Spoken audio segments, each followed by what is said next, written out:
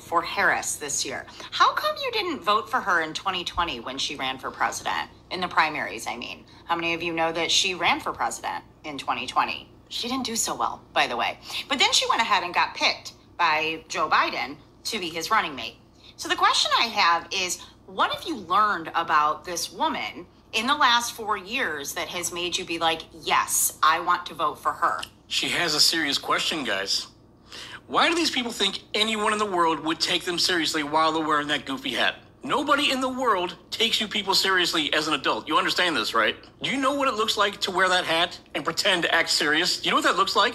I have a serious question.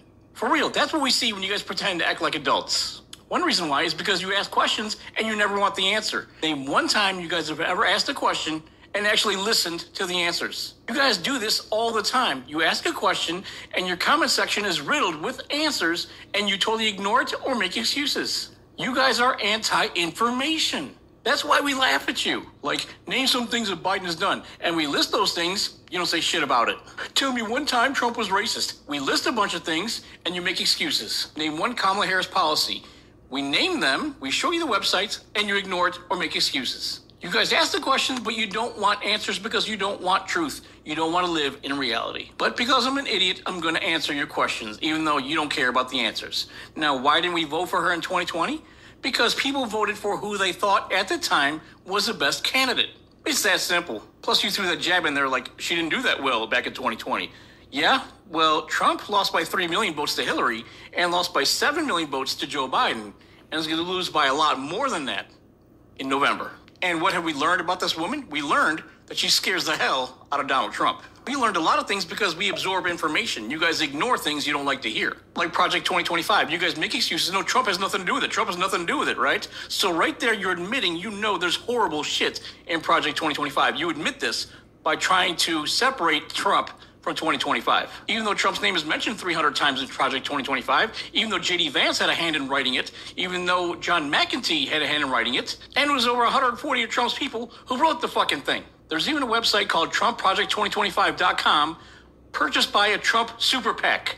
But you guys want to ignore, oh no, I don't see it. Oh no, I don't see it. Because you don't care. You see, we're not idiots who fall for trickle-down economics because you guys fall for that ever since 1980. Hey, let's give the wealthy and the corporations trillions of dollars at our expense, right? And you guys get mad that we can't afford shit.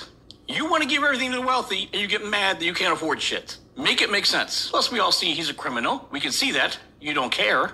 Plus, we see he's an illiterate and a traitor who wants to bow down to Putin. Plus, we recognize that 40 out of 44 of his cabinet members don't endorse him, which includes his vice president.